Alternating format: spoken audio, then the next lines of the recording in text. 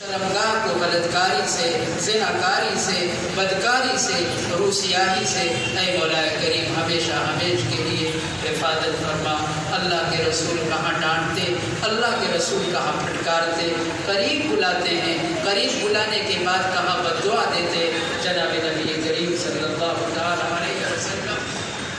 اسے دعا دیتے ہیں، اسی چیز کو اپنانے کی ضرورت ہے۔ حضور اکرم صلی اللہ علیہ وسلم کے اخلاق کا باب تو بہت وسیع ہے، اتنی باتیں تو کہی گئی ہے میرے بھائیوں، یہ عمل کرنے کے لیے کافی ہے۔ اللہ جل شانہ ہمیں بھی اور آپ کو بھی عمل کرنے کی توفیق نصیب فرمائے۔ ہمارا اور آپ کا مزاج تو یہ ہے کہ ہم یہ چاہتے ہیں کہ ہم چلیں تو ہمارے دائیں بائیں کچھ لوگ چلیں، ہم آگے چلیں قائد ہوں اور لوگ پیچھے چلیں۔ آپ یقین مانیے آپ کو یہ چیز پسند ہوگی۔ جناب نبی کریم صلی اللہ علیہ وسلم کو یہ چیز پسند نہیں تھی، آپ اتنے متواضع تھے۔ آپ یہ چاہتے ہیں کہ آپ کسی مجلس میں ہوں تو وہاں آپ کا کوئی امتیاز قائم ہو، تاکہ لوگ آتے ہی جان جائیں بغیر بتلائے کہ مجلس کے میر وہ ہیں، میر مجلس وہ ہے، حضرت فلاں ہے، کسی کو بتانے کی ضرورت نہیں۔ آپ کو ہو سکتا ہے یہ چیز پسند ہو۔ جناب نبی کریم صلی اللہ علیہ وسلم کو اپنی کوئی نمایاں نشانی یا یہ کہ آپ رہیں کسی جگہ تو آپ کا کوئی امتیاز ہو، آپ کو یہ چیز پسند ہو سکتی ہے، لیکن جناب نبی کریم صلی اللہ علیہ وسلم کو یہ چیز پسند نہیں تھی۔ آپ گھر کے باہر نہ جانے کیسے کیسے چھوٹے بڑے کام کر لیتے ہیں، لیکن جب گھر پہنچتے ہیں تو ایسا لگتا ہے کہ جناب ہوٹل میں پہنچے ہیں اور لوگ گھر کے ویٹر ہیں۔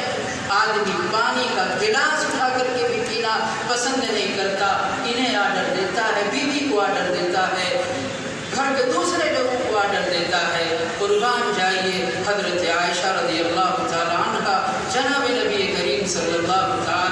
علیہ وسلم کے بارے میں فرماتی ہیں کہ حضور گھر کے باہر قائد تھے، نبی تھے، لیکن جب گھر کے اندر آیا کرتے تھے ایک عام آدمی کی طرح زندگی گزارا کرتے تھے، اور گھر کے جو ہمارے کام کاج ہوتے تھے عورتوں کے کرنے کے، جناب نبی کریم صلی اللہ علیہ وسلم اس امور خانہ داری میں ہمارا ہاتھ بٹایا کرتے تھے۔ فرمایا کبھی جوتا سلا جا رہا ہے، کبھی کپڑا سلا جا رہا ہے، ضرورت پڑی اگر دودھ دہنے کی، جانور کا دودھ نکالنے کی، تو بکری سے جناب نبی کریم صلی اللہ علیہ وسلم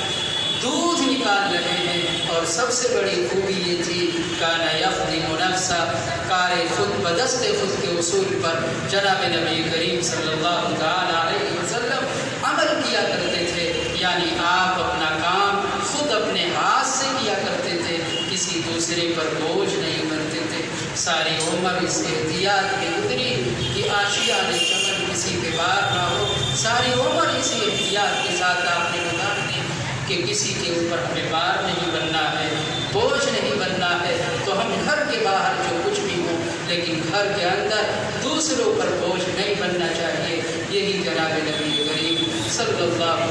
علیہ وسلم کے اخلاق اور اخبار تھے۔ حدیث میں آتا ہے کہ یا حضور اکرم صلی اللہ علیہ وسلم نے شریعت کی کوئی بات آ گئی ہو تو دور کی بات، ورنہ حضور اکرم صلی اللہ علیہ وسلم نے اپنی ذات کے لیے کسی سے کبھی انتقام نہیں لیا۔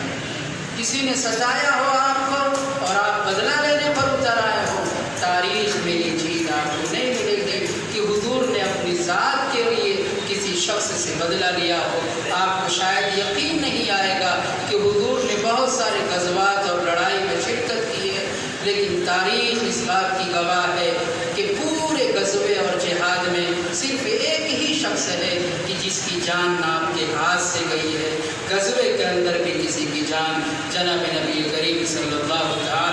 علیہ وسلم کے ہاتھ نہیں گئی ہے۔ آپ کی شفقت و رحمت و رافت کا یہ حال تھا کہ جب جہاد پر بھی جاتے تھے تو آپ یہ تاکید کیا کرتے تھے، دیکھو جو لوگ جہاد میں کسی بھی اعتبار سے ہمارے خلاف شریک ہوتے ہیں ان پر ہی تمہارا حملہ ہوگا، تم انہی کو ضرر پہنچا سکتے ہو، لیکن جو لوگ دور سے قریب سے جہاد میں شریک نہیں ہوتے، چھوٹے بچے ہیں، معصوم بچے ہیں، عورتیں ہیں، نہایت بوڑھا آدمی ہے، نہ جنگ لڑ سکتا ہے، نہ جنگ کے بارے میں مشورہ دے سکتا ہے۔ آپ کی بڑی تاکید ہوتی تھی کہ دیکھو آدمی جب لڑنے پر آتا ہے تو ساری حدیں بھول جاتا ہے، حد تجاوزی کرتا ہے۔ جو لوگ جنگ میں کسی بھی اعتبار سے شریک نہیں ہوتے ان پر آنچ بھی نہیں آنی چاہیے۔ یہ جناب نبی کریم صلی اللہ تعالیٰ علیہ وسلم کی جنگ اور جہاد کے تعلق سے ہدایت تھی، اور بڑی تاکید کے ساتھ آپ یہ بات ارشاد فرماتے تھے۔ اگر کسی سے کسی قسم کی اس طرح کی غلطی ہوتی تھی تو جناب نبی کریم صلی اللہ تعالیٰ علیہ وسلم بڑی ناراضگی کا اظہار کرتے تھے۔ اپنی ذات سے اذیت پہنچانا، کسی کو تکلیف پہنچانا، یہ حضور اکرم صلی اللہ علیہ وسلم کے اخلاق اور اس کے شایان شان کو دیکھتے ہوئے میرے بھائی کو تصور بھی نہیں کیا جا سکتا کہ حضور نے اپنی ذات سے کسی کو تکلیف پہنچائی ہو۔ ہم اور آپ ہیں، دور کے لوگ تو خوش ہوتے ہیں لیکن قریب کے لوگ ہم سے بدگمان رہتے ہیں۔ اگر کسی سے ہم کو محبت اور تعلق ہے، عقیدت ہے، تو ہم یہ سمجھتے ہیں کہ خیر اسی میں ہے کہ وہ ہم سے دور رہے،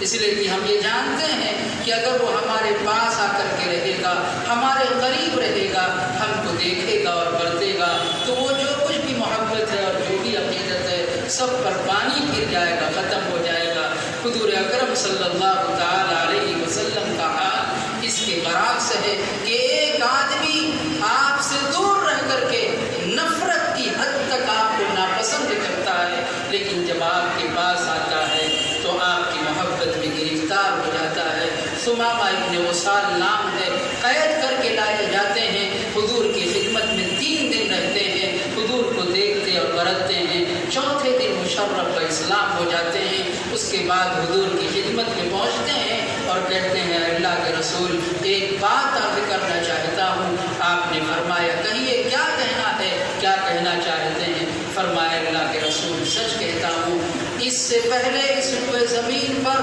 جس کا چہرہ اور جس کی ذات میری نظر میں سب سے زیادہ مکروہ اور ناپسندیدہ تھی وہ آپ کی ذات تھی، لیکن آج اس طرح کچھ کایا پلٹ گئی ہے، قد اصبح وجهك احب الوجوه الیہ، جو کسی زمانے میں سب سے زیادہ مکروہ تھا، مبغوض اور ناپسندیدہ تھا، آج وہ چہرہ میری نظر میں سب سے زیادہ محبوب اور سب سے زیادہ پسندیدہ بن چکا ہے۔ اے اللہ کے رسول ایک دن ایسا تھا کہ آپ کا دین اس روئے زمین پر سب سے زیادہ میری نظر میں ناپسندیدہ تھا، لیکن آپ کو دیکھا، آپ کو برتا، آپ کی صبح کو دیکھا، آپ کی شام کو دیکھا، آپ کے دن کو دیکھا، آپ کی رات کو دیکھا تو میرے دل کی دنیا اس طرح بدلی۔ قد اصبح دینک احب الادیان الیہ، آپ کا دین میری نظر میں سب سے زیادہ محبوب اور پسندیدہ دین ہے۔ اے اللہ کے رسول آپ سے نفرت کا اور آپ کے دین سے نفرت کا حال یہ تھا کہ اسی کی وجہ سے روئے زمین پر سب سے زیادہ مکروہ اور ناپسندیدہ شہر آپ کا تھا، لیکن آپ کو دیکھنے کے بعد میں یہاں تک پہنچ چکا ہوں، اس منزل تک پہنچ چکا ہوں۔ قد اصبح بلدک احب البلاد الیہ، آپ کا شہر میری نظر میں سب سے زیادہ پسندیدہ اور سب سے زیادہ محبوب شہر بن گیا ہے۔ کیا بات ہے، دور والے تو ہم سے عقیدت رکھتے ہیں لیکن ہمارا پڑوسی ہم سے عقیدت نہیں رکھتا۔ دور والے تو ہم سے عقیدت رکھتے ہیں لیکن جو ایک مرتبہ ہمارے ساتھ سفر کر لیتا ہے پھر دوبارہ سفر کرنے کو تیار نہیں ہوتا۔ کیا بات ہے کہ دور والا ہم سے کچھ اچھا گمان بھی رکھتا ہے لیکن جو آدمی ہم سے ایک مرتبہ معاملہ کرتا ہے ہم معاملے میں اتنے کچے اترتے ہیں، اتنا کچے اترتے ہیں، وہ آدمی اتنا چھیک جاتا ہے، اتنا جم جاتا ہے کہ وہ توبہ کر لیتا ہے، آئندہ اس آدمی سے کبھی معاملہ نہیں کرنا ہے۔ میرے بھائی تو اصل یہ ہے